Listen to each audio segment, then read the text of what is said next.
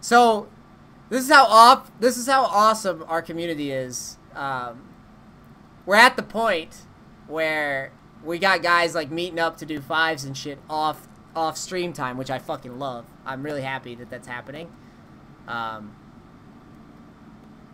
Nothing like seeing the binge gaming crackers getting together, dude. Alright, so this is the second LoL replay review that I did on the stream.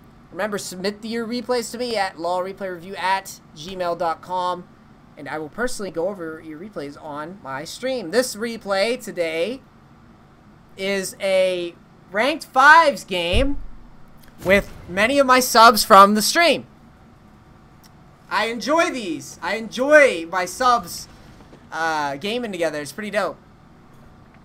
But we're going to go over more of a coaching role, or we're going to take on more of a coaching role and talk about big picture here. This should be a little bit more entertaining, or a different type of entertainment, rather, of the traditional LoL replay reviews. So we're going to try to isolate who the biggest weakness was or wasn't in these ranked 5 games. And we're going to see what we can do to improve in the spots. Okay, so let's just flick on through here. It's ranked 5, so I don't expect invades as often.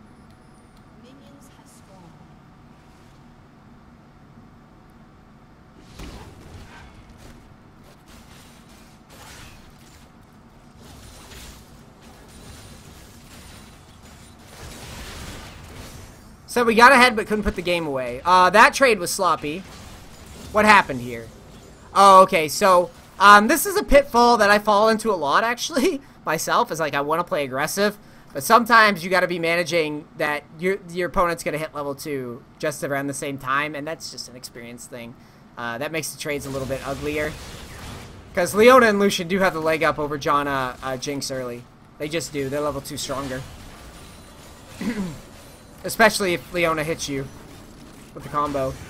Cheesy gank early. Nice flash heal. Vi gets summoners. Rammus as a response. What do you do? No go. No go Rammus. No go. I don't like that. It sucks. I'm not sure if you could have invaded, I guess. But I don't know. This is just Rammus in a nutshell, I suppose. I'm gonna go ahead and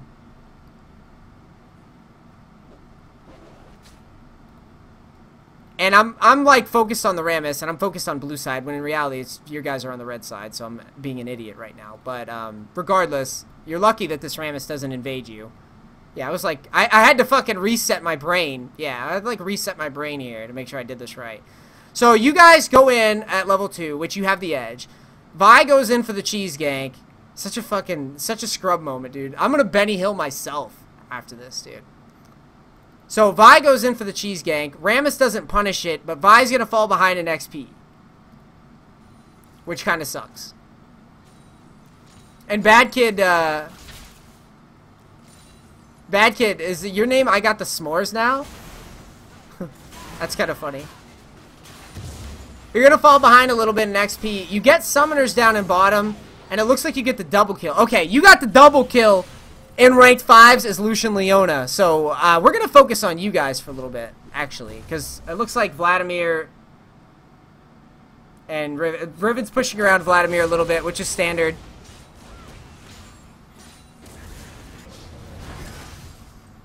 Okay, so Rammus comes down for the gank. Nothing gets done. You guys get away. You have heal right now, so you're in pretty good shape. Rammus goes for the cheese. You heal, you get away, good job. Don't die now or it's not worth it. Okay, Inspire's clutch. And he backs away correctly, which is all good. Vi ganks. You guys are so far ahead. How do you possibly lose? Is my question. Inspire goes for BF sword.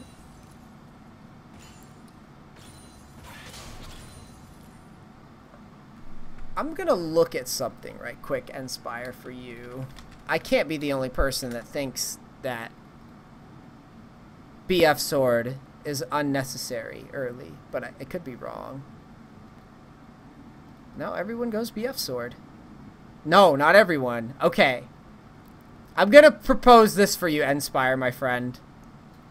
When you get this far ahead, You may not like this suggestion, but when you get this far ahead, dude, consider going for like a fucking Blade of the Rune King.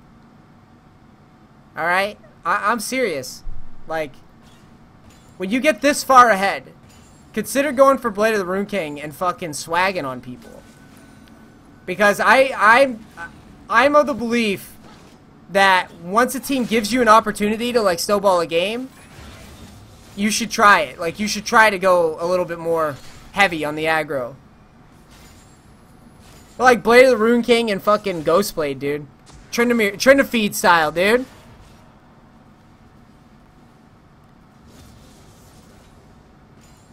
Because you guys are diving. Like, that mobility is, and that burst is huge. And you're going to try to dive a Janna and a Jinx. So, a little extra mobility wouldn't hurt at all.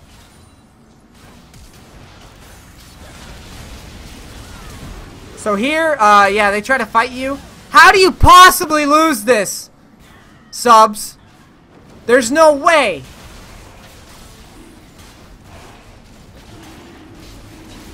There's no way, subs.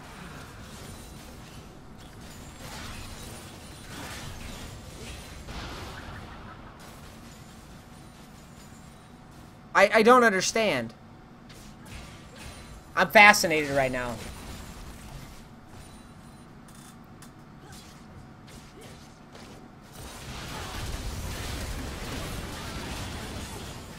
So fed. Alright. Here, get the turret down and group. Alright, so now that you've won, what do you do with it? Are you going to keep pushing bottom? I hope not.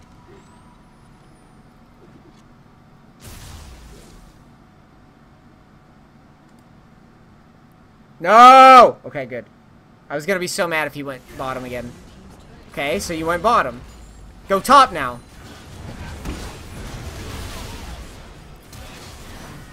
That dive. Dude, that dive! That dive, I don't know. Alright. Let's talk about the decision to dive here. Manspire going too manly.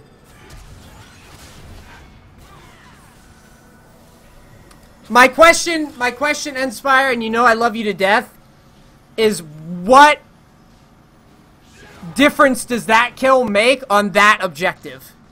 So let me frame it like this for you. So you guys get the kills, right? And this is purely for YouTube. I don't know if you were just kind of like, I'm so fed, fuck it. Maybe that was your mentality. But I want to throw out this this concept to you. Unless this is a fucking Lux who's about to wave clear this wave, or a Ziggs or something, we can all agree that this turret's gonna fall because of the situation, because of how fed you guys are, right? So what does diving this guy really do? It doesn't do anything. All it does is expose you later to when he comes back with flash taunt or his own taunt, and that you can't escape. So burning a flash to kill this guy here on this turret makes no sense when he plays no role in defending the turret. There's nothing he can do. Killing him means nothing. Killing him is absolutely meaningless and is of less value than focusing the turret down. He doesn't defend the turret falls, your team gets more gold, you diving and potentially failing keeps this turret afloat, or if it wasn't going to go down, you were going to get it really super fucking low for the next push.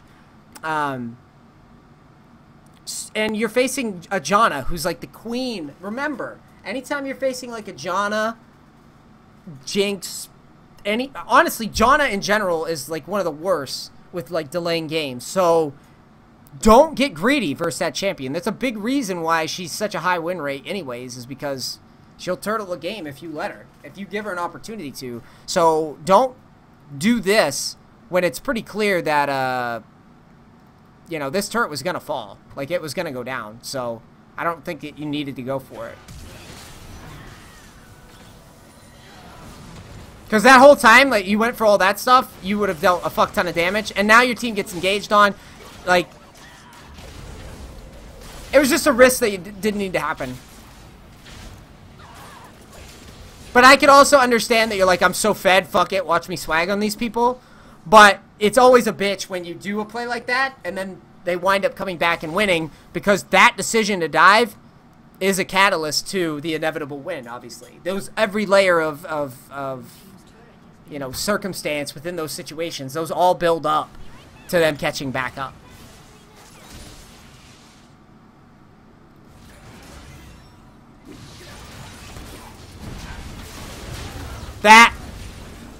That's summoners, man. If you had them, nothing would have happened to you there. Let's see. What are you going to do here for build path? I'd probably look at like a status shiv next item, just so you know. And then maybe QSS. But yeah, at this stage, just being aggro is risky when you don't have summoners. Just remember what I tell the guys in the reviews and Inspires. Like, anytime you don't have summoners, just dial it back. And if you have summoners, you can play aggro. I haven't really looked much at you up here, Wraith. It looks like you're doing fine. It's a tough lane early, and it looks like you've managed to get through the lane phase without feeding or anything. So, so far, so good on my end. Like I said, I was more concerned with the bot lane because they're a big, like, pivotal factor in the outcome of the game, honestly. So that's why we're focusing our energy on them. So Fizz gets locked up a little bit. Elects to flash, which is good. I like that you, I mean, you could have chained CC'd him there if you wanted. But you guys, you know, you got his flash, which is plenty. And then now in the next fight, you can definitely chain the CC together, knowing that he doesn't have flash. And the minute that his jump's on cooldown, you can try to go for him. So the patience in not trying to ult or anything is fine. Because he does have E and flash.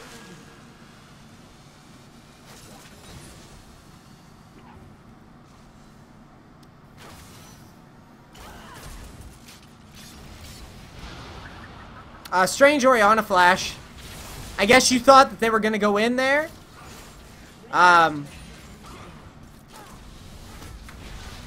Okay, and that was bad.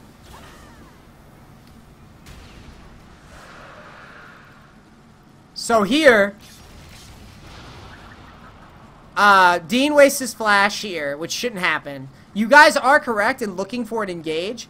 But, Dean, you only really want to flash if the engage is secured as Orianna. Okay? So never flash unless you see the engage occurring. Like, you see a target is going to get CC'd and there's nothing you can do. There's no rush. The ball goes out immediately to target, right? As Orianna. So, you don't necessarily have to just fucking go in. There's no benefit there. If you save the flash, though, and then you see Vi go in, and then you see Vi CC, then you can flash, throw the ball, and ult if you so desire. But burning the flash doesn't really accomplish anything without the CC there. So, as a rule of thumb on Orianna, only flash if the CC is secured, i.e., you know, Vi ult or a Leona ult, and you see the guy is locked in place, and there's nothing he can do.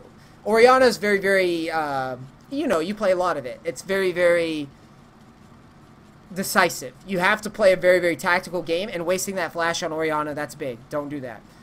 Then secondly, with Warhood, this was just a layering issue here. You weren't thinking about the next step.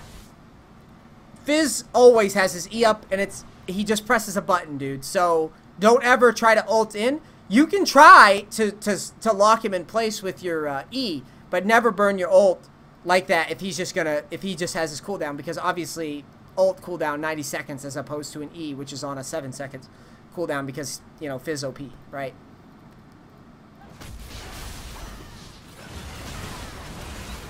Alright, so you guys get the turret and back away correctly. Yep, Vladimir going to defend top, which is fine. And it looks like you guys are backing away.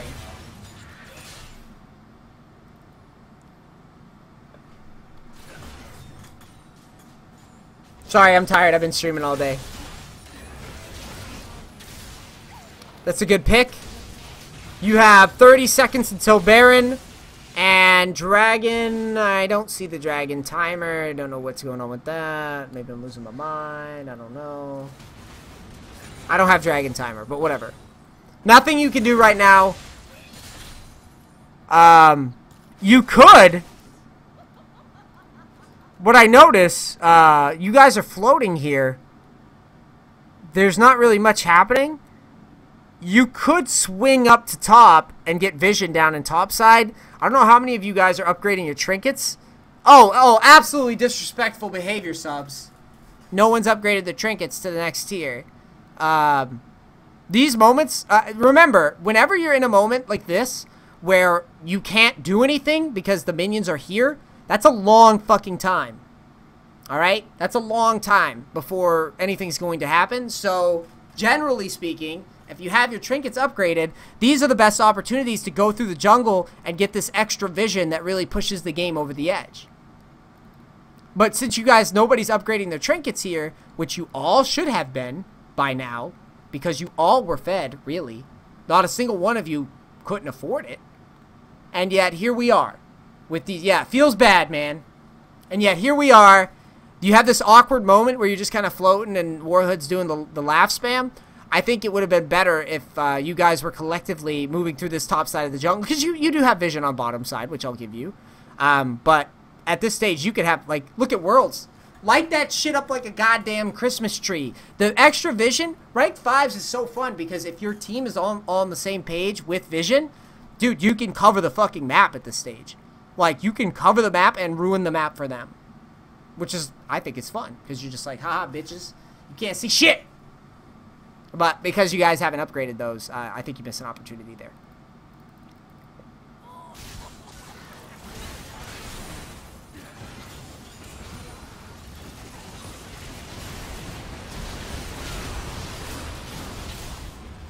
Good combo. Good, really good combo.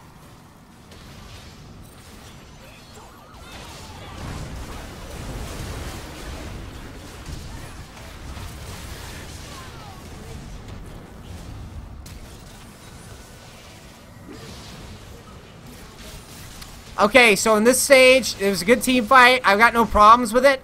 Vi went a little crazy because Jinx was still under the turret, but overall, you know, it works out. So you guys elect to push. I don't mind taking this, but you need to leave. The correct move is to leave after turret. Get the turret. No one got the turret.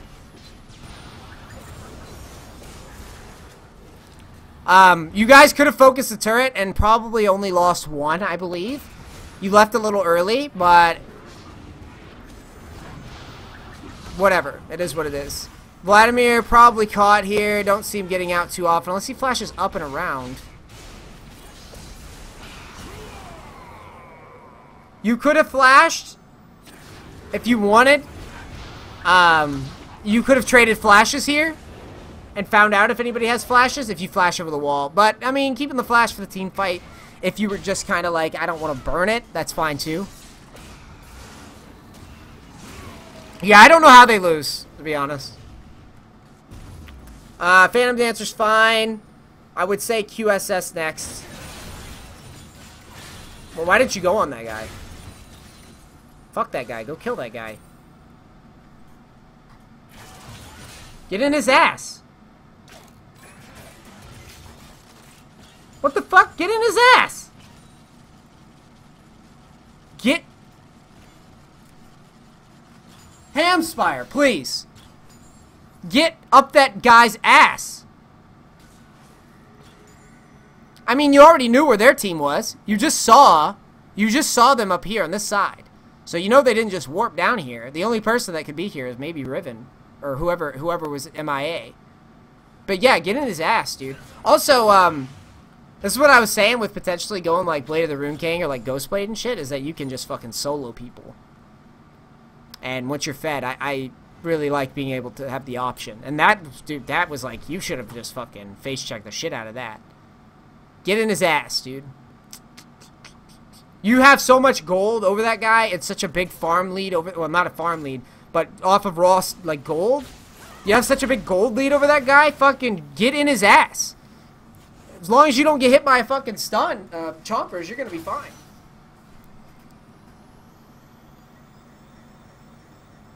Alright, so you got 4 up at Dragon. Looks like you're waiting for Dragon, and then 1 top.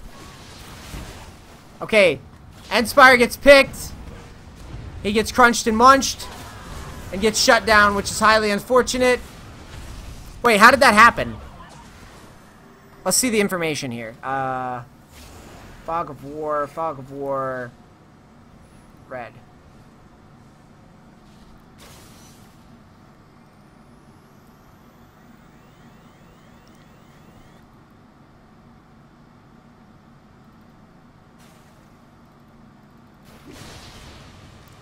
I just want to point out that wherever you were going right now, in that spot, like based off the information that was on the screen, I just want you to look at it again and to see like the red flags here, okay?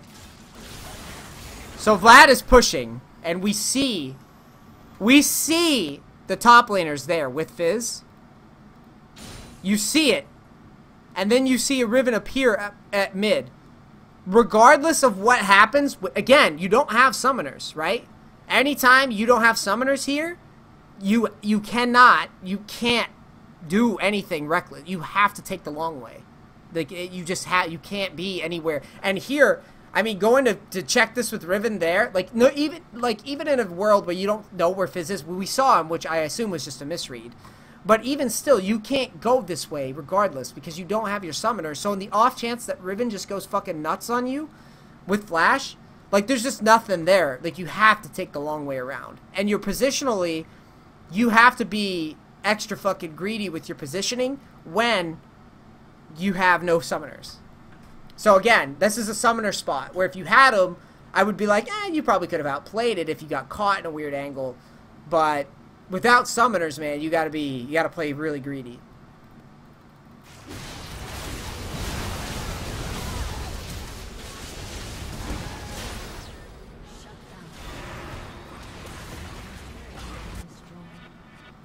I don't mind Vladimir not teleporting there, because it makes sense. Like the fight's already over when Lucian dies, so there's no point in going in there and potentially giving another kill. So I like that all Ghoul stayed splitting. I think that's good.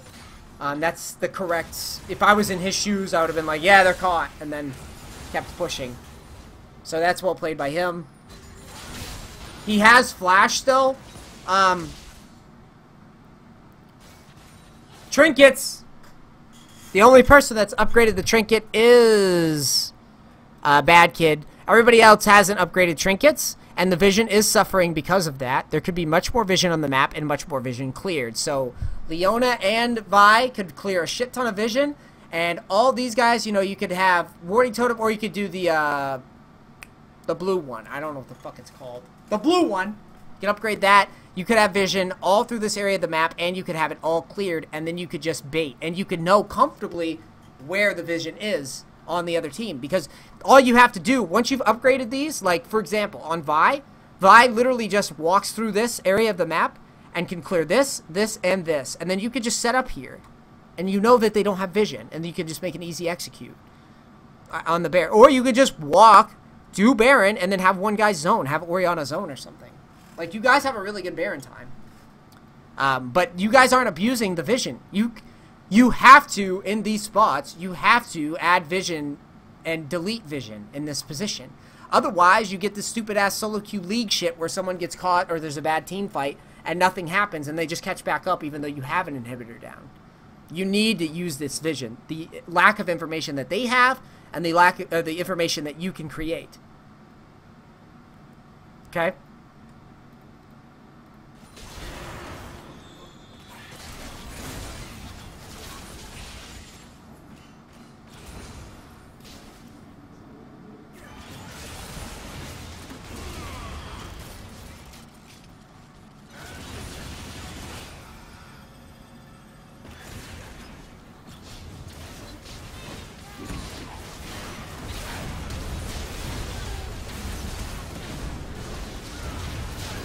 So you see how scary their engage is? which is why I was saying before, these are the situations where it's so much better to create the vision. And as far as the team fight goes, I'm going to take a look at this. Vladimir's ult is down. So you really don't want a fight, like a full-on fight. And what you try to do is you try to put a little damage on the turret or whatever.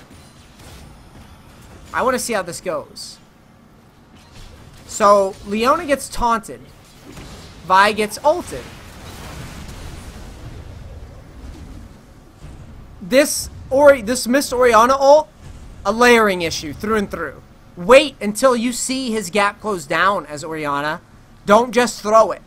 Really think about what's going to happen in these fights. Really slow yourself down. Assassins are the worst to deal with as Orianna, because you have to be super crunch time and think too many steps ahead. Because you miss your ult, that's a lot of damage gone. Vlad wastes his ult early, a lot of damage gone. Then Endspire dashes too close, and then just gets burned down because those ults are already gone. And that's GG on the team fight. So I think in this game, I will spare you watching the painful loss, YouTube and stream. This game basically comes down to some sloppy misplays from the ADC, which Endspire, you know, Endspire's my boy, and he's actually very, very good. Just got a little cocky in this game, I think. And then later in the game, you guys collectively just fucking bombed Vision. Like, I don't know what the fuck. Like, you've got to upgrade those trinkets. This game is all about, like, you got this inhib down with Vladimir. Get them out of their base. This shit sucks. This is so coin flippy. Like, you have, you know, they have so much defense that they can utilize on these turrets. Bring them into the jungle and then fucking just play them off of the Vision. Delete and create information. Delete and create information. Don't do these. I understand that you want to push your advantage, but this isn't the place to do it. You guys really don't have some crazy fucking siege power when they have a Janna, right? They just don't. And they have a Jinx. Jinx and Janna can clear and hold a turret for a long time. They basically filled the role of what a normal, like, AP mid would do. So just fuck that. Get them out of there. Get them out of their base. Delete and create information, and then you wouldn't be missing your ults. You wouldn't be airballing that shit because you'd have the Vision. But even still, you know, like I said, layering and all that. Honestly, all of you guys, when you're facing assassins, they're gonna move. When you try to kill them, they're gonna move. So wait until they move before you try to capitalize on their missed positions. Otherwise, you're gonna go and miss your big ults. Like, this is an AoE comp, and I understand that was the core focus of this. Is to try to execute the AoE comp. Don't pull them. Don't try to force it here. Get them out here, and then you guys probably would have closed this game out. I think very easily, honestly, because you would have upgraded your trinkets, gone into the jungle, Vision, and then sweeped it all out. And then the minute that they come in and try to do shit, you would have never lost a team fight, because 100% they would have tried to clear Vision at a bad time. And you would have hit some big damage on your ultimates, because that's just how it is. Like, they would have had to try to run away, and then you would have cleaned them up, and then you would have got a turret and Baron, and then GG. All right, it's Martin Easton, BingeGaming.tv, going over some of my subs, Ranked 5's gameplay. Thank you so much for watching. You guys are the shit. And if you want to see your replays reviewed, just send them to lawreplayreview@gmail.com, and you too can have your gameplays watched and criticized to my heart's content. And if you like this video, please subscribe and tell your friends about it, like it, and all that stuff. Check out the stream. All right, I love all of you. Peace, crackers. This is Nisi. I'm out.